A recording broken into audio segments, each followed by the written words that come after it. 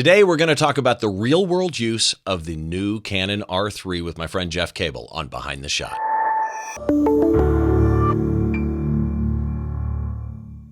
Hi, welcome to Behind the Shot. As always, nice to have you joining us. I'm Steve Brazill, your host. This is the show where we try and get inside the mind of a great photographer by taking a closer look behind one of their shots from conception to completion, all the stories and challenges that happen in between. And those of you that have seen this show before probably know that sentence by heart. I should just stop doing it. But today is going to be a little bit different. So recently there was a new camera announced. And it goes on sale when we're recording this. It actually goes on sale the month after we're recording this. I believe it's November that it's actually coming out.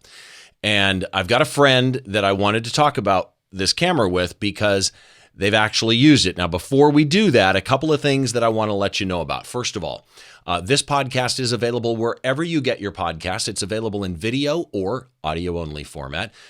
Apple Podcasts, for example, supports video, so you can head over there, get the video version or the audio-only version. Places like Spotify, things like that, it's going to be the audio-only version. But again, anywhere you get it, you can get the podcast. And you can also find all the subscribe links over at the website, along with show notes for each and every show that we do. That's at behindtheshot.tv. Also, if you are watching on YouTube, that's one place that you can get the video. And I'd like to ask that if you do watch on YouTube, head down, hit subscribe, hit all the buttons that you can find. It makes things a lot easier. In fact, wherever you get your podcast as well, drop a thumbs up, drop a star review, drop a written review, whatever you feel like. And if you don't like it, that's fine too. Please, in that case, reach out to me first. Let me know what you don't like about what I'm doing, and let's see if I can get it fixed up for you, because my goal is to provide you with content that you like and make you happy. One other thing I want to let you know about really quick is the workshop you've heard me mentioning on this show for some time, the Wanderer's Photo Workshop in New Orleans. Due to some things that have happened in New Orleans, etc., we have moved that. It's now going to be January 23rd to 27th of 2022, meaning this coming January when this show comes out. And you can get all the details on that at wanderersphoto.com. So make sure that you head on over there and find all the information on that. It'll just make it a little easier for you to get all the details, the pricing, etc. Keep in mind when you see the pricing, this is an all-inclusive workshop. Literally, pretty much everything except your alcohol and your transportation is included. And once you get to the hotel during the workshop, even transportation is included. I also want to thank those folks over at DVE Store. Go to DVE Store at dvestore.com for all your digital video equipment needs, for helping out with the high-def video that we have now on the show. And that brings me to today's guest. Today's guest has been on the show before. May of 2020, we did a show. It was an Olympic photograph, actually, a ski jumping Olympic photograph called Capture the Action. And I'm so glad to have Jeff Cable back on the show. Jeff, how are you? I'm good. Glad to be back. It's good to see you, my friend. And I've been watching what you've been doing since you were on the show. And we've talked a few times, actually. But you are absolutely, from a photography point of view, my God, man, you're killing it. Thanks. You know how it is when we look at our own images this often. We just don't think they're that good anymore. So I appreciate that. Oh, I mean, seriously? Folks, if you didn't watch the first episode, go watch it. You can find it behindtheshot.tv. But Mike, I mean, I watched your Olympic coverage and was just in shock, literally, at some of the stuff you were capturing. And then I asked you a question on Instagram. We'll get to that in a minute. You've photographed now, when I had you on before, it was 6 Olympics. Now it's 7 Olympics for Team USA. I'm going to see if I can name them. Or actually, you know what? Let's see if you can name them all off the top of your head. Oh, I got them. Okay. Beijing, Vancouver, London, Sochi, Rio, Pyeongchang, and Tokyo. Perfect. Yeah, man, that's pretty good. See, I would have forgotten those by now. And we're already knee deep. We're knee deep in Beijing for 4 months from now. So I'll be right back for number 8. Yeah, it's crazy. And I think you do a lot of things, right? You do photo tours. You've taught on multiple continents, from Australia to Africa to China to Europe and US and everything else. But I with everything I know about you and what you photograph, and you photograph a lot of different things. Yeah. But there's something in my head that immediately associates you with Olympics. And I think it's because of all the and there's a lot of, don't misunderstand me, there's a lot of amazing people out there photographing the Olympics. In fact, Joe McNally was at this one, creating amazing stuff. Someday I'm going to get Joe on this show too. But when I see your Olympic work, it's almost like you have this built-in eye for that type of photography, like very few people have. There's a lot of great sports photographers, but it's almost like you see it happening before it happens. Well, I mean, part of shooting is, pre-visualizing what you want to get for a particular sport and getting the right position and all that. And, getting to a venue a little bit early, trying to figure out like what's going to be the best place to shoot. What's the best way to shoot it? Is it fast shutter speeds, slow shutter speed, multi-exposure, whatever it might be. Obviously, for contractual work, it's different. I've got to shoot at fast shutter speeds and nail the shot. But, I love photography. I have a passion for it. And regardless of whether I'm doing sports or wildlife in Africa, I came back from Tokyo and 5 days later, I was in Africa for a month. Was that a workshop? It was. Yeah, it was a photo tour. We did Tanzania, Kenya, and Botswana. And it was awesome. It was, very similar, right? Fast action, a little bit more relaxed. Olympic deadlines are 14 minutes. So I'm sorry, what? No one was, my deadline for the Olympics is 14 minutes. So if I shot with the R3, which I know we'll get to, 30 frames a second, when I shot an hour plus game of water polo, I'd end up with like 2,700 shots. So I've got 14 minutes to go through those 2,700, find the best ones, retouch them, resize them, and get them back to the States. And you're alive? So Africa was great. What's that? And you survived? Well, I'm used to it. I've done it now so many times that, I was delivering 5 or 6 images right away, and then I'd get them a total of about 28 to 35 a game within half an hour, like just cranking them out. So, okay, detour time. 14 minutes after a 1 hour water polo game at whatever frames per second. In the past, slower than now. So You've got your laptop next to you. I'm guessing you're using Photo Mechanic. I'm using Photo Mechanic on a MacBook Pro 16 inch. Okay. And as soon as the game is over, every venue at the Olympics has its own press room. So I just run off the pool deck, down the stairs, about 100 feet over to the left to the press room, open the laptop, shove in a card, start the download process. Candidly, usually run to the bathroom and back. And then by the time I do that, everything's downloaded. And then I'm just jamming through. Okay, so here's a question. This is a strange question because I've wondered about this, whether I would do this myself. I tend to, because sometimes I have fast turnarounds, I tend to copy the photos from the card to the laptop so that they're on the quick SSD, ready to go, that if I make any changes, et cetera, et cetera. But I saw somebody at a show put their card in and pull the card up in Photo Mechanic. Do you copy them off first? Yeah, always. Get them to the drive. I don't work off cards. That's a bad idea. I just don't. Because if the card crashes, that's your only copy. So first thing is make a second copy. Well, get everything to the SSD. It's also much faster to work that way. Get everything to the SSD, and then start jamming through images. And normally I'll go through and try to find the bad ones, get rid of the bad ones, and post, and then rank the good ones if I'm doing a bar mitzvah or wedding or whatever. Right. But for the Olympics, there's no time. So I'm jamming through and I'm just saying, oh, this one's a great shot. Oh, this one tells a story, right? Because if it's a shutout, I better have a good shot of the goaltender stopping the ball. If someone scored 5 goals, I better have at least one good shot of the person scoring. So it is all of those pieces that I'm looking at to tell that story. And I go, okay, well, here's the best 5. Let me get those to the team right away. Or in the case of the gold medal game, they only want one shot. They don't care about the game. They care about the reactions.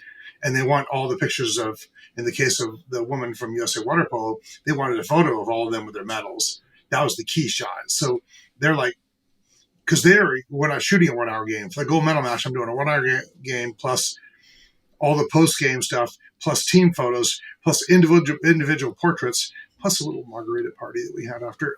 But basically, as you should, yeah. As we should. Well, it wasn't allowed at the Olympics, but whatever.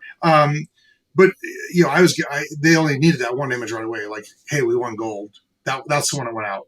It's on billboards now on the side of freeways. I mean, that image is their main image, and then everything else after that is a bonus. But on a typical game, they're looking for action shots. Yeah. Right. Okay. So first things first on the R3.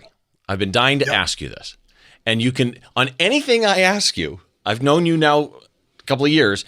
On anything I ask you, go, Steve. Don't ask me that. I'm good with that. Okay. But first things, if I know the answer, I'll give the answer. First things first is you made the news.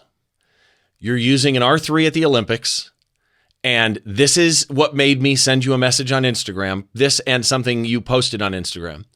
And that was, it came through on one of the photography sites that somebody had gone through EXIF data of an image that you posted, and the EXIF data hadn't been stripped of the megapixels. And that was the first time that we had a confirmation that the R3 was 24 megapixels. Correct. What went through your mind when that happened? Two things. One is Canon had told me I have to strip all metadata. And I told them, look, I've got a 14-minute deadline. I don't have time to strip metadata. And what I said to them was, look, so I was one of the only photographers, I think, at the Olympics, maybe the only one I knew of, that had an R3 or two all the way through the Olympics. Most people could borrow one for an hour or two or whatever. And so I told them, look, that's going to limit my use of the camera if I have to strip the metadata, because then I can't use it for any of my contractual shooting. It would only be for like bonus things. Well, 3 days before the Olympics, Canon came back to me and said, okay, we're going to let you post images without stripping the data. And I'm like, all right. And that changed everything. Then I was like, all right, if this camera works out well, I'll use it for at least half of what I'm shooting. It turns out I used it for like 99% when I shot there. Really? But the weird thing was, I took a couple of R5s with me.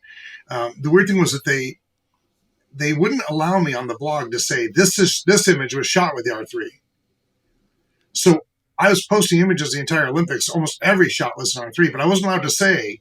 So I'd say like, hey, I shot with this lens, or I did it this way with my Canon camera. And I wasn't allowed to say like what Canon camera. It was really bizarre. The restrictions are so weird. Especially when they allowed you to post with EXIF data, which again somebody found and decided to have some fun with. So here's the let's start with the helicopter view, right? The overarching thing, and that is you use this thing. In a blog post, you wrote that you were intending on using the R5 for everything until you used the R3, and then boom, like you just said, 98 or whatever % was the R3. Right. Now you use that at a high pressure event like the Olympics. You've had time to reflect now on using it at a high pressure event like the Olympics, where you've got tight deadlines, tons of pictures being turned out at 30 frames a second, which everybody, we will get into the 30 frames a second. Don't worry. Right. Looking back now, overall impressions? I mean, it was great. I mean, there were some things the hardest part for me was I had to shoot RAW plus JPEG. I usually shoot everything RAW, even the Olympics. Same card, or you do like card one is RAW? Same card. Okay. Well, no, same card, because I always duplicate. I always shoot redundant to both. Okay, cards. Same as me. Gotcha. So because you can't trust. I was in the memory card business for a long time. You can't trust memory cards. So, so I shot everything at 30 frames a second, RAW plus JPEG, because you couldn't open a RAW file. You still can't, right? Adobe doesn't understand an R3 RAW file yet. Right. And so I wanted RAW files because eventually some of those images that I just shared with you that you'll share here, those are still JPEG. And I'd like to actually reprocess them when I can with a RAW file, but I couldn't. So I wanted the RAW files for later, but I needed the JPEGs to be able to produce and send to the team. So I hate shooting RAW plus JPEG. It slows the machine way down, the camera and the computer, frankly. But really, you're writing now you're writing 4 images for every shot. Well, it's not just that. The camera has to process for RAW, write that file, then process for JPEG, and write the file. So it really slows down cameras. I way preferred to shoot just RAW to 2 cards. That was frustrating at the time, but the camera was so good at what I was churning out that I was like, all right, I'll deal with it. The only time I didn't do that, actually, I take that back. The other thing was writing to 2 cards, and the second card slot is an SD card, which is slower. So in the gold medal match, I thought there's no way I can fill my buffer. And I did have some issues with filling the buffer. So I actually yanked the SD card and threw it in my pocket and shoot to CF Express to one card, which I almost never do because I didn't want to deal with buffer issues. So, well, and that's one of the design things that surprised me. And I'm guessing we'll get into the rumors of a higher camera, but the R3 being considered professional, which again, I say this all the time in this show, Nikon considers a kind of a plethora of their top line cameras as being pro bodies. And they give it some pro features, like the one I always use the example of is metering follows the focus point on a ton of top line Nikon bodies. Canon, that's only on the 1D series that it follows the focus point for metering. Even a 5D series, which most shooters consider pro, Canon considers prosumer. So when they came out with the R3 that they call a pro body, I was shocked that they didn't do 2 CF Express cards. Yeah, me too. I was bummed about it, honestly. I was hoping that they would. I think they're going to reserve that for the R1 is my guess. That's mine too, yeah. Yeah. But I mean, you know, going back to your question, when I post all the images, I honestly, I knew I was posting stuff, and I know that I had said up front, like, hey, I'm going to be using an R3. I said that in a blog post. Canon kind of looked at me like, all right, we'll let you say that, but you can't say which ones we're taking with R3. But so the weird thing was, I expected people to be like, hey, Cable's using an R3.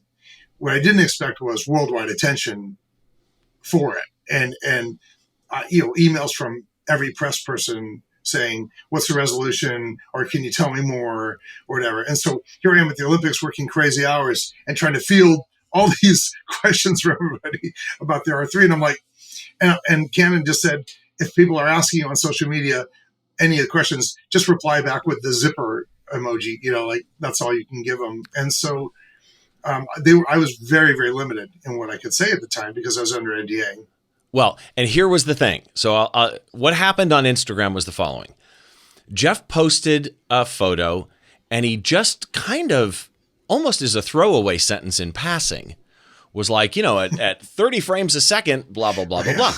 And I, put a comment in there saying, whoa, 30 frames a second, with sports, the old rule is nowadays that with a camera that's mirrorless, that has both electronic and mechanical shutter, if you're doing anything with fast action, like me with live music with my R5, I am in mechanical, right? I don't even do first curtain electronic, which theoretically I probably could, I think, but I don't want to be on a job and risk it and come back with people's arms looking weird. You won't. Probably not first curtain, but I would not shoot electronic shutter at a concert with somebody jumping in the agree. air. Yeah. I agree. And so I just said, 30 frames a second, you've got motion. How's that working for you? Something like that. And his response was, what was my response? I don't remember. It depends what body I'm shooting with, smiley face. And I went, oh my God.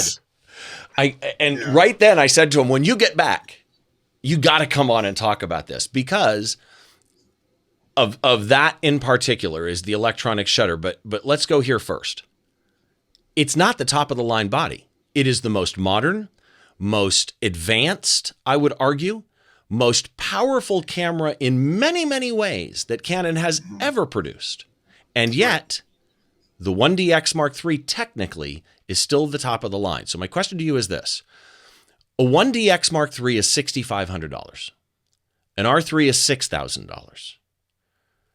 Comparing the advantages of the new tech in the R3 compared to $500 more for a body that's however old, how do you see the comparison? That's easy. Honestly, R3 even if the R3 was the same price or slightly more even, the 1DX, here's the thing, this too.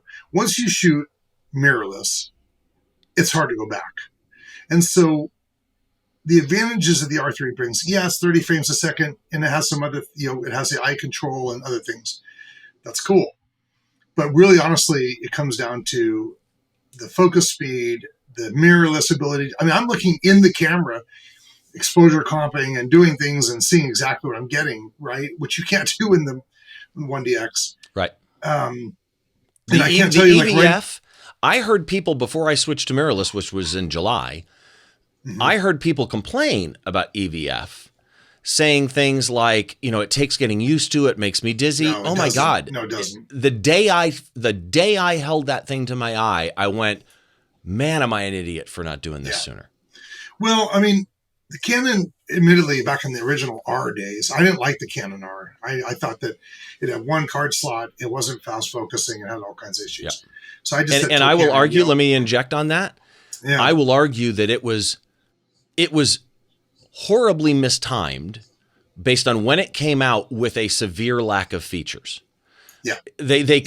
It was almost like we just need to say, look, hey, we're here. Other people have mirrorless. We're working on it too. Yeah. And I think it worked to the negative for them at the time. But man, have they recovered. Well, I don't know. What I said originally in my blog was, hey, this is an interesting camera. It's a sign of what's to come.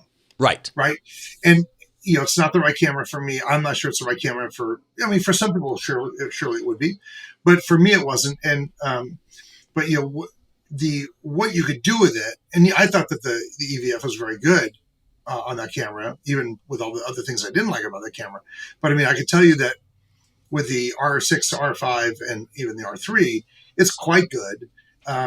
Canon would not allow me to let any photographer hold the camera, see the camera, look at the menus, look in the viewfinder. They didn't want anybody to know resolution or any of the Did you have to details. cover anything with tape? I didn't. Just because I hate doing that. I don't know. I just didn't do it. But yes, I did get looks from people when people were like, wait, is that the R3? And I'm like, yes. But, other photographers that were there, but I wouldn't let them hold it or look at it. And normally when I put the camera down, I'll run to the restroom or run to go get a sandwich or whatever it might be. I just tell another photographer, hey, can you watch my gear? And they sure. And it was hard to do that this time because I don't want people picking up the camera and right. looking and running through the menus because Canon was really particular about that. Well, and we now know that Nikon had the Z9 there, and it had a 2-angle articulating screen, and so they had people having gaffer's tape around the screen so that you couldn't tell, which I thought was really interesting. So here, go here for me. Yeah. Based on what our conversation right now of once you go mirrorless, you can't go back. But is there anything about mirrorless that you still don't like and prefer a DSLR for?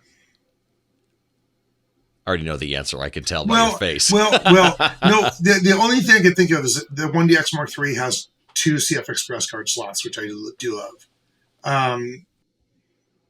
Other than that, here's what I told Canon. Right now, I've got mirrorless and SLR. It's killing me. I don't like it. I want to just go completely mirrorless. I want the same interface. I want to be able to look in the camera, see what I'm getting. I shot a couple weddings last week, and it was just beautiful to shoot with the R5 and the R6.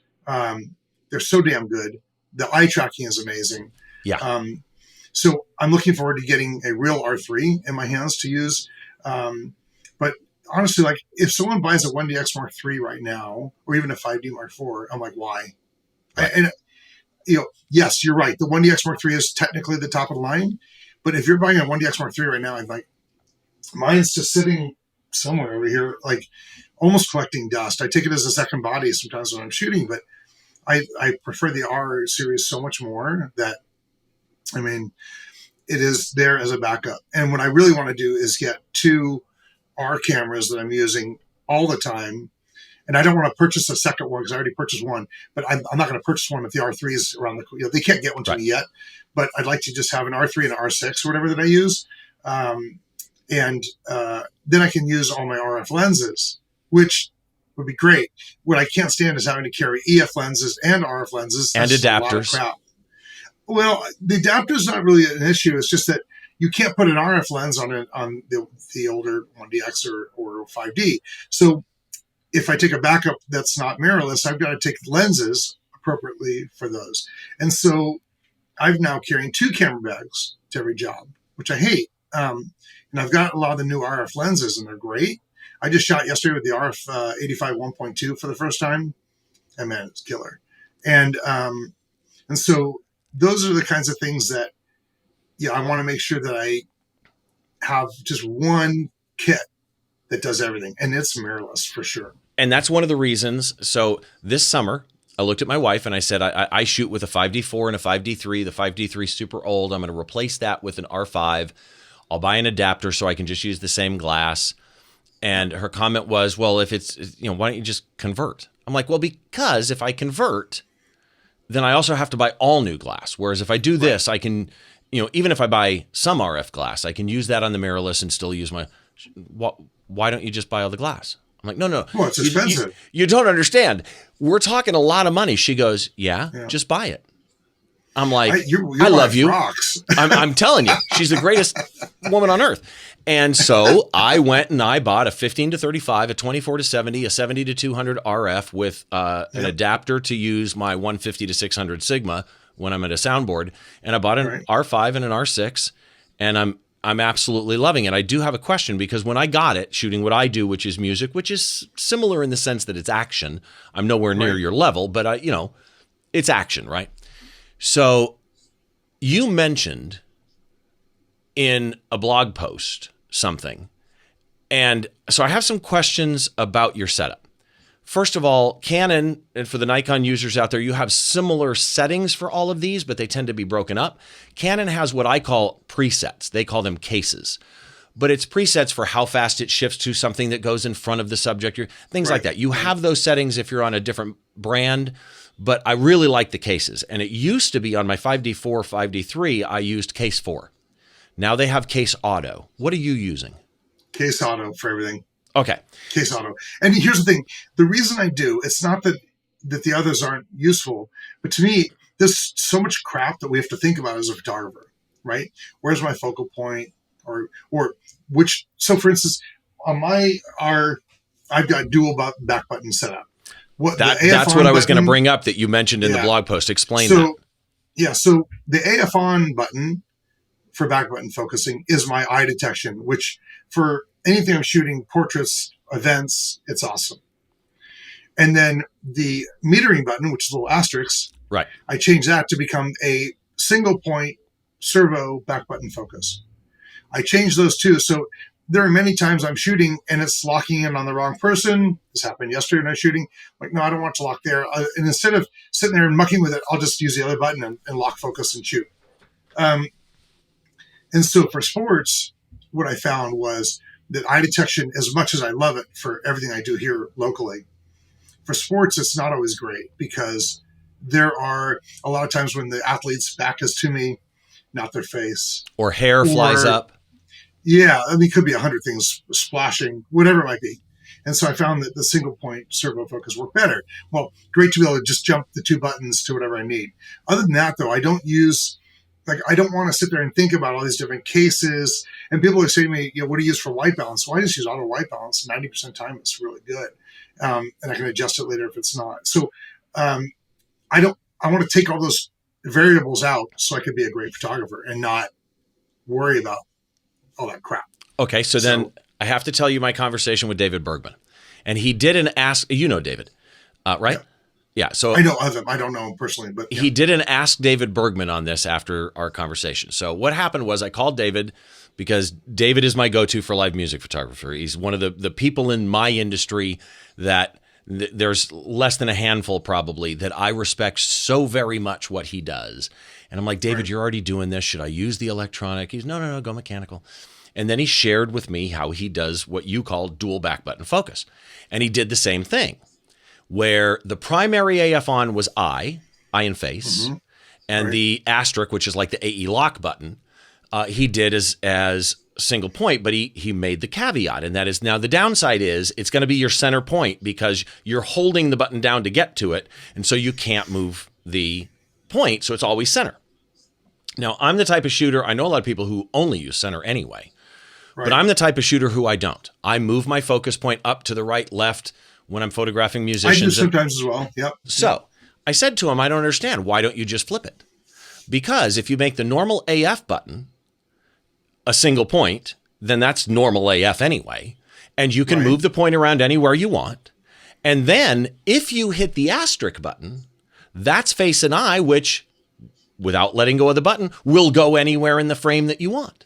Now you get full use of the whole frame. And that's how I did the Olympics. So the Olympics, I ended up using the single point more then And you face put that detection. on AF on. So I threw it around. So on my ones here, it's the other way. But at the Olympics, it was the AF on button was single point, center point, servo focus, and the asterisk button was for face and eye detection, which honestly, I didn't use a time there. And I was really excited about the eye control of the R3, that it would follow my pupil, which my eyes are swollen right now. But so like it would actually follow my pupil and it would know who I was looking at. I thought, oh my God, this would be so cool to be able to track an athlete. It'll know which athlete I'm looking at. It'll lock focus on that athlete with eye detection, which sounded good in theory. And what happened was, at a pre-production model of an R3, well, the eye control wasn't finished yet, and it was doing some weird things. I'm like, no, this isn't fast enough for sports. So I went back. But there were other times I did use it, and it worked well. So Okay. it depends on the sport. Yeah, which makes total sense. And by the way, they're doing a pool remodel next door. So if the noises I'm hearing are coming through, welcome to my world. Good. It's I'm payback. not hearing a thing. So with all of that in mind, then, one more question actually on AF that I have, and then I've got a question from Alex Smith that he gave me on Twitter. And that is, I tend to use, like I say, I move it around, but I use something, again, that's somewhat unique kind of to Canon. I think some of the newer Nikons may have something similar. I use not a zone, I use point assist. And point assist comes in a 5-point center and then 4 ones or 8 around a center one.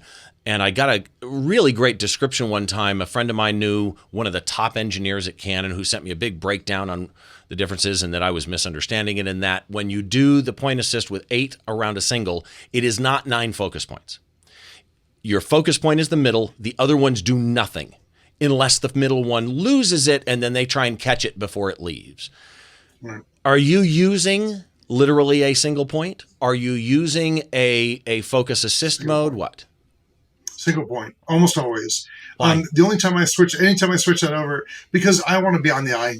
I want to be as close. I want to get as dead center. And when you're shooting sports, the variable between, especially depending on how far you are, between the eye and other parts of the face, are enough that I don't want it drifting off there. The only time I switched over to a wider focal range was for equestrian. Okay. And so. And that's because I was doing motion panning. I had a little bit more leniency there. But usually it is single point. So Alex Smith asked the following question on Twitter again. Did he make use of and you kind of already answered this, but good opportunity if you want to say anything else about what you think it could do. Did he make use of the eye tracking AF, where you can set the AF area by looking at it? So that's not really the eye tracking is the eye tracking AF, but then you also have the eye control, right? Right. Very curious if it's useful in the real world. And based on what you just said, it wasn't for you on a pre-production model. And we should say any images that I show today and the body we're talking about was pre-production. But do you see it being useful? Absolutely. So at the Olympics, it wasn't, because of one of two things, either pre-production and or just the action, the way it was, and the way the athletes were turned and everything else. I can tell you that in testing, I had an R3. Can I say this? I had an R3 about well before the Olympics. It was a earlier pre-production model of the R3. And I did some tests here and I was training it. And here's the thing. If I'm shooting, like I said, a wedding or a bar mitzvah, and I've got a group photo of 8 people, I want to be able to look at my main subject and the bride and have it lock focus on her, not drift out to one of the other people. So in the scenario like that, I think it's going to be amazing. You do train it almost like an iPhone, where you train, your, or an iPad where you touch, you do all that, but right. you look in different areas and it locks in. It's pretty cool. Once you get that trained and you train it for different scenarios, low light versus bright light, long lens versus wide lens. Interesting. Landscape versus portrait, you train it for both, because that'll be different, because your pupil's looking different ways. And right now my eyes swollen, so I'm going to have to retrain it for that. So it was interesting doing that. And honest to God, at the Olympics, the time was so tight. I didn't have time to muck with it. If I spent a day or two playing with it, maybe I could have gotten it to work perfectly. I don't have a day or two. So I just told Canon. I went in, I had numerous meetings with Canon, with the Japanese, with the engineers and others. And I gave him feedback all the time, like, oh, I don't have time with it. I can't mess with it. How do I turn this off? How do I do this? And it wasn't that it didn't work. It's just that I didn't have the time to put into it. I will say, though, I think in real world shooting that I do here, it's going to be awesome. Okay, so that's good to know. So yeah. Terrell Woods on Twitter, regular listener, Yeah. asked the following question. And actually, he had two questions. I'm going to do this one first. Is the AF, I love his phrasing here, is the AF stickier than the 5 and 6? So that's question number one. Oh, it is? It is. It is. Noticeably? I think that the AF seemed, I've had some issues with the R5 and R6 where I was trying to shoot lower light in Costa Rica and it was all over the place, and I did not have any issues with the R3. So this is not a scientific categorized, statement, but I will tell you from my gut feel that, yeah, it was very responsive, put it that way. Okay. And then the question that everyone wanted to know, I got multiple ones on this one, and Terrell is the one that I grabbed it from. Is electronic shutter ready for prime time with balls and verticals in the frame? And he even posted a shot to show me, like, for him, he shoots a lot of volleyball and like beach volleyball, and you've got football looking volleyballs. I shot electronic first curtain the entire time, and I did not, I'm trying to remember if I had any distortion at all. I have with the R6. Wait a minute. I got to interrupt you. I apologize. Yeah. You didn't shoot full electronic? Because are you telling me electronic first curtain is 30 frames a second? I believe it was. I was switching around, but I think I was predominantly shooting electronic first curtain. I'm pretty sure. I changed settings, and I have numerous cameras too. So I believe I was electronic first curtain. Now I got to remember. I don't know if that would show up in the XF data. I'll have to look. That'd be interesting. But I did not see, I know that in discussions with Canon before I even left for the Olympics, they told me that the rolling shutter issue was significantly better in the R3, and I did not have any issues with distortion at all. So whatever I was doing, it worked. Okay. And there were some things I was changing that were shooting differently because it was pre-production. There were some things that I turned off. And there were things that I had to change about my workflow as well as RAW plus JPEG and all this other stuff because it was pre-production. Yeah. Okay. So one other question from Terrell was 30 frames a second when you were doing it, and culling is tedious. Now, you kind of addressed this when we were talking about your 14-minute turnaround time, but I think everybody out there that shoots anything like we do wants to know this question, because one of the things I'm even finding on the R5 in mechanical is it's still faster than my R3, than my 5D Mark III and my 5D Mark IV. Right. And so I'm finding myself when I shoot live music, I don't, I tend to do, for the people on the audio podcast, my apologies for the fact that I just did a horrible sound effect, but I don't shoot in long bursts. I tend to have the feel for the camera, and I do usually what's about a 3-shot burst. Now and then I think I hit 3 and I end up with 2. Sometimes I hit 5, but it's, and that's about it. With the R5, I'm finding when I do that, magically I've got 5 shots. I've got a lot more to go through. So when you're shooting 30 frames a second and doing long bursts, any tips on the culling? Honestly, this is where having a good computer and photo mechanic really made a huge difference. Fast memory cards. I use the pro-grade digital memory cards and readers with the Mac and Same photo here. mechanic. And they're magnetic. Yeah, I love them. I got them on my laptop, which is charging over there, but and I've got a whole stack of them magnetized here. But I will admit that the first time I shot with the R3 and I shot the water polo, and I shot it at 30 frames a second, I got back to my computer and I went to download. And I'm used to, I've shot, this is my 7th Olympics, so I'm used to coming back with 12 or 1,300 images. I came back and I downloaded and I was at 2,700. And I probably can't say on your podcast exactly what I was thinking, but I was like, holy crap, like that is painful. So, because what I just did is I'm still under my deadline and now I got that many more to go through. It was tough. I was like, now what? And so I just hauled butt through those images as fast as I could to find the key ones. And then what I told the team was, I'll make a first pass and get you some. Let me make a second pass after I get you those, and I'll get you more. And so Because we that's the did problem. change. That's the problem for me is I go through quick and I get one that I'm making crap up now, but I get one that's like, wow, that's a good shot. It's not I'm hoping I have something better, but on the chance that I don't, I better mark this one. Yeah. Yeah. Well, and like if you like this, I sent you a couple shots. One of them as the goaltender from USA Water Polo, who's got who's making a block, and first of all, I love the shot because she looks like people think they're standing at the bottom of the pool. She's kicking herself to that height, right?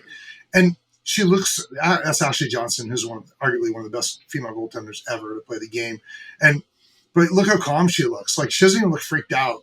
But I wanted that ball right there. You see her hand exposed. She's blocking that shot.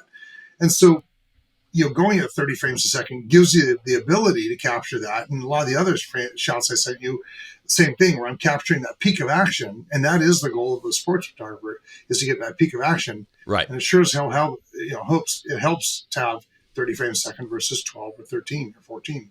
So Alex Smith on Twitter also asked, related to sports shooting with the electronic shutter, and it's kind of what we were just discussing a second ago, rolling shutter effect. And folks, if you don't know what rolling shutter effect is, to me it's a weird name because it does not describe what the result is, which is a deformation of objects in a frame that are moving. But the best video I found on it, again, is my buddy David Bergman. It's Ask David Bergman on Adorama TV on YouTube. And he's got an episode where he filmed the propeller blades of his drone.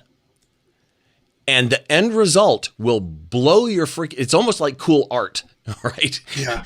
But Alex's question is, did you, whether or not you were shooting on electronic first curtain or full electronic, did you notice any of it during real world sports shooting? I didn't. And that's what I'm saying. I want to get a real R3 in my hands, which I still don't have right now. So I could do some more testing with that, but I did not. I mean, what I was getting out of the camera was magnificent. So, I mean, if I felt like there was too much distortion, I wouldn't have used the R3. I would have jumped right back to the R5. Right. So, no, I mean, I didn't see that. And I've seen it with the R6. I shot tennis, and the ball is like, it's not a circle. It's like, Right. So clearly they made some improvements in the R3. Now, what they've done, I couldn't tell you, but I can actually. It's a backside illuminated stacked sensor, and the stacked sensor that they're using has a faster read speed, and that's really where the problem is how fast it can read the sensor. And if it can't read it fast enough, you end up with it being read at different points in its motion, and you get a stretching effect. So, which is funny because the way you describe that, right? You describe it in a very scientific way, and I'm like, and I'm very techie, but I'm a photographer. Like, I don't give a crap about it. Does it take a good picture or not? Right. Yeah. No, I hear you. So you did some interesting things. I'm going to pull up some shots here really quick. Okay. And as I pull up these shots, first of all, I did pull up, by the way, on this. Let me see what shot I have up first. Okay. So this one, I pulled up this shot to look at the EXIF data to see if it shows what focus mode, what shutter mode you were in. And I'm not, no, it does not. It does show that you shoot aperture priority, which I like. That's interesting. Makes total sense for what you're doing. But I don't see, and not always. Like water polo, I'd shoot manual. It depends what I'm shooting. If I've got mixed lighting and they're going in between light and dark spots, I'll go to aperture priority. If it's a more controlled shoot, it'll be in a manual. Well, Terrell's going to love this shot because it's the type of stuff that he shoots is beach volleyball here in Southern California. And just an amazing shot. Again, this isn't a normal episode, but this would be a good shot for a normal episode because you literally did a frame within a frame on a volleyball player between two branded strips of the net. Yeah. So you get all the branding. You get the player does not intersect. I mean, I could go on and on about your compositional prowess. Yeah, it's amazing. Luck. I mean, honestly, it's not. Yeah, well, I put myself in the right position. I climbed to the very top row. I mean, there's no one in the stands, right? There are no spectators. Right. I climbed to the very top row, which gave me a different angle. I'd been on the sand shooting on the deck for an hour and a half already.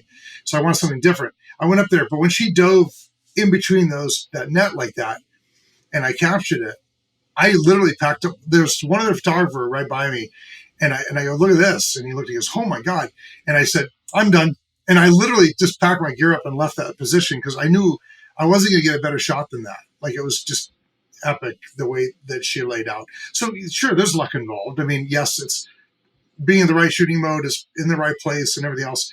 I mean, having the focus lock on her eyes framed like that. I mean, I couldn't have planned that any better, honestly. Well, I just got lucky. Again, here's another good example compositionally where you've got the guy I got jumping lucky the bike. on this one too. and you have a frickin' plane in there that is compositionally in the right spot. You blow my mind, man. Well, go back for a second to that other shot. Okay. That one, the problem was that when they're jumping in front of apartment buildings and things if they got really high. So I got down low because I want to get this guy in the sky. And I shot the same thing. I shot this one. I looked in the frame, mirrorless, looked in it. I saw the plane. I said, oh my God, like that's ridiculous. I got two things flying at the air at the same time. Total luck. But I mean, a little bit of planning, but I didn't plan for the plane. That just what happened. You know? And then, we've got a boxing shot here. This equestrian shot is just, was this panning? Is that why it's like this? It is. Yeah. I went, I think I was at either 20th or 40th of a second the entire time. I did a couple safe shots.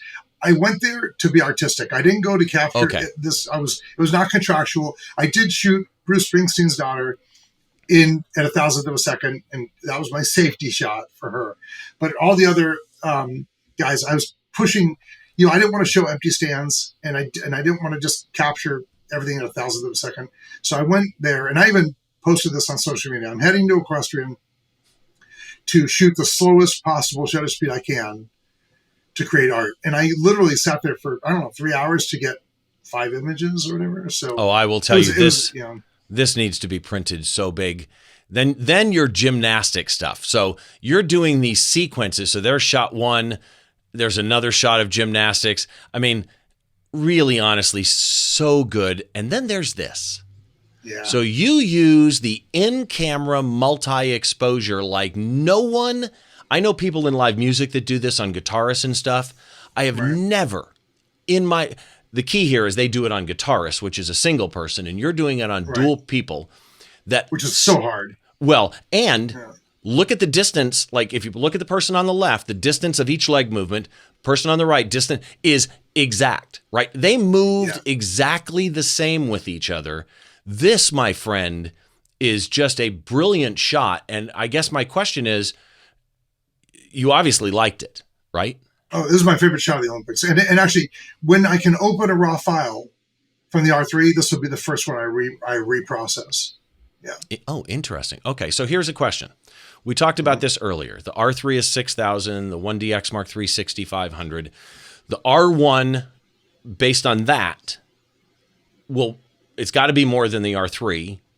The newer bodies are a little bit more than the ones that they're replacing. So my guess is the R1 is going to be $7,000. But the R3 is pretty damn spot on. A couple of things, I'm sure, but what feature could you see them adding to an R1? Let's assume, again, this is all me making crap up. Right. The R3, let's say the 1DX Mark III, that is 6,500 now is gone. You've got the R3 at 6,000, and I'm going to guess the R1 7,000. What feature or the could R3 drops in price a little bit, maybe. Could be that, yeah. and they keep it at 6,500, understanding marketplace. What feature? But let's assume there's $1,000 difference between the two. Yep. What feature could they add to you that's worth $1,000? Well, the first thing is 2 CF Express card slots. I don't like SD cards. I mean, they're slower. R6 only has SD, so I use it a lot. I much prefer the CF Express. I would love to have even faster focusing. In resolution, a lot of people were upset about 24 megapixels and wanting more. People were upset about 20 with the R6, and it's awesome. It's awesome. And I wish it was 24, but... Yeah, but I mean, I shoot primarily with the R6, and the reason is when I shoot a wedding or a bar mitzvah or whatever, I'm shooting local events here, people don't want 40 megapixels. No one is saying to me, can I get an image of my son and my daughter or whatever blown up to this, enlarged to the size of my garage door? Like they just don't do that. So the 20 megapixels is actually fine. And for sports, like you said, I was shooting 2,700 images of water polo. I don't want massive files. I don't need them. The team was, I'd send them images that were resized down because they don't want them full res. I had that problem with a client where they needed some quick turnarounds, and I sent them some images. And normally I would pull them on the phone, maybe do a quick edit and just drop them to them really quick. But these I pulled on the laptop, and I thought, I'm just going to send these over. And they sent a message back to me saying, can you get me these lower? I can't email them. Right. I mean, they want to, you're turning them around to a contact, but that contact isn't the end use. And they need to send them to somebody that's end use. And I think this is, megapixels is really dependent on what you're shooting. So the Olympics 2024 was fine. It was great. That was fine. When I went to Africa 5 days later, I didn't take an R3. I took two R5s because in Africa, you're shooting a lot of things and you're cropping. And it was awesome to shoot birds, a good fish eagle. You'd crop in a little bit. If you cropped in a lot on a bird, you still have a 5 megabyte file. Right. Versus the old days, you'd crop in like, oh, look at this image. And it'd be like 128K. You're like, oh, I can't use this for anything. So again, depends on the use. And so I for an R1 dual CF Express, maybe 30 megapixels, or I would love for a camera to make it user selectable where you could physically turn off pixels. So like for low noise, for high ISO shooting, I could say, turn a 40 megapixel camera down to 20 and only half the pixels are firing, therefore generating less heat, therefore getting me better high ISO shooting. I don't know if they'd ever do that. I always want faster focusing. I would love to have eye control work even better. I don't know. The other thing we didn't talk about is on the R3, it is smaller physically than the 1DX Mark III and lighter, which is really, really welcome. Same battery, which is nice, but just smaller and lighter, noticeably smaller and lighter. And yet still full battery grip, which, for that type of shooting is great. So here, let me do this. And the one thing that we didn't mention that I really like that's small is it has the simulated sound of the shutter is so cool. Because as a photographer who's been shooting DSLRs my entire life, you're used to, oh God, that's way too slow of a shutter speed, right? And you've been there. You shoot in a concert and you were set for outside. You walk inside, you go to shoot and you hear the shutter like, oh wait, that's wrong. It's cool to have the simulated sound so I could hear that and know exactly if I was at the right shutter speed just by the audible. I just thought of a question I need to ask you because I have run into an issue with my mirrorless. And I think I know what I'm going to do to solve it. And I'm curious if you've ever run into this. So when I switched over and I got this EVF, I'm like, oh my God, I can be in a photo pit at a concert with radically changing lighting and I can see my exposure. I have exposure simulation enabled. And so I'm always seeing my exposure, and I don't put the histogram in the viewfinder because it's distracting to me, but I don't really need my histogram now because I'm getting exposure simulation. Yep. And then I came back with some shots that were a stop or a little bit more underexposed. And I'm like, how's that possible? Everything looked right. And then I realized what happened. The EVF is on auto brightness.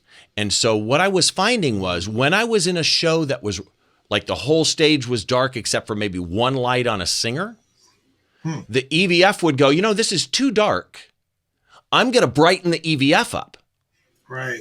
And suddenly, and it wasn't a lot, but it was enough that what should have been based on what I saw through the viewfinder should have been spot on was I had to boost some of them a stop and a half, which irritated me.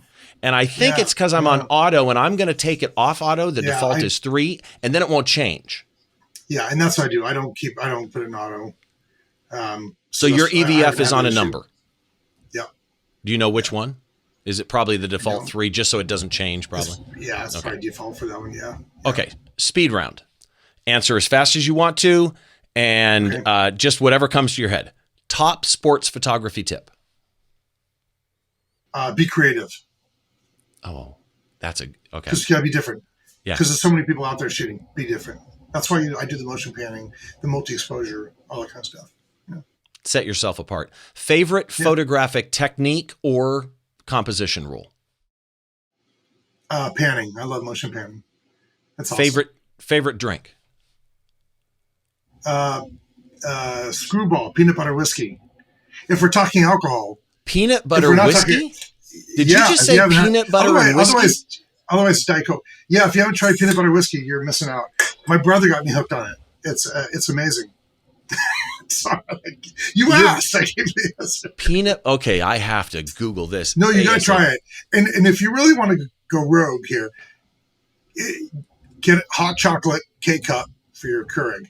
You make hot chocolate and you pour some peanut butter whiskey in there. Then you have a Reese's drink that's alcohol, and it's really, really good. So, but normally Diet Coke is my go-to. But alcohol drink, peanut butter whiskey, I know. And during the pandemic, I must have gone through like 10 bottles of it. Not me personally, but just having my next door neighbors over, my friends over, and everybody came over to drink peanut butter whiskey. And they would actually call me ahead of time, like, "Do you have any left?" I go, "Yes." "Okay, we're coming over." Wow. Like, it's that good. That's becoming my favorite question because Blair Bunting gave an old-fashioned recipe, which is in the blog post if you go look up the Blair Bunting episode. And then David Hume Kennerly gave his own custom drink recipe that had some special pepper in it. And then he emailed me later what the pepper is, so I added that to the blog post. This has become my favorite part. Favorite singer, band, or album? Shinedown. Oh, good choice. Yeah, I love Shinedown.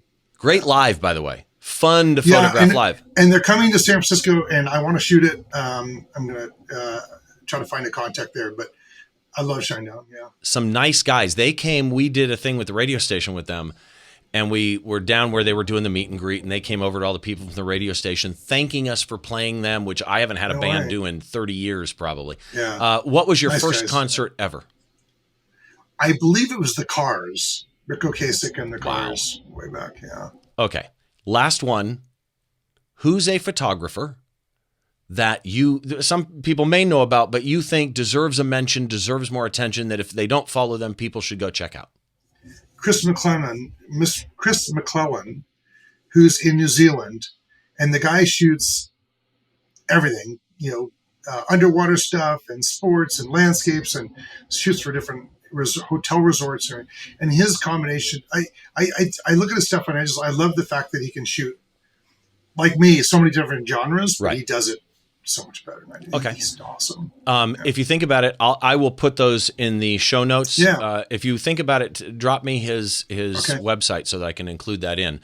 And again, if people want to find you, all the links will be in the show notes at behindtheshot.tv. Just find this episode. They're down there. You'll see all the links. But if you're watching the video, they're popping up under Jeff as we talk. Those of you on the audio, let's just give them out really quick. What's your website? Just jeffcable.com. So jeffcable.com. The blog is just blog.jeffcable.com, and you can get to it from the main website. Facebook, Instagram, and YouTube are all just Jeff Cable Photography. And Twitter is just jcable12, just because that's what I set it up at a billion years ago, and I've never changed it. So, yeah. Okay. Yeah. Perfect. So go find Jeff. And again, if you make it easy, just go to the website. It's behindtheshot.tv, and you can find all the links there. Jeff, thank you so much, man. I appreciate you doing this again. I know that you've had a hectic week and a hectic month, and for you to set the time aside to do this, can't even begin to say thank you, man. Appreciate it. Good to see you again, too. Glad to do it. Yeah, likewise. We'll do it again. So that everybody knows, again, behindtheshot.tv is where you can find the information. If you're watching on YouTube, subscribe, hit the like button, drop a comment if you want, for anything. I monitor the comments.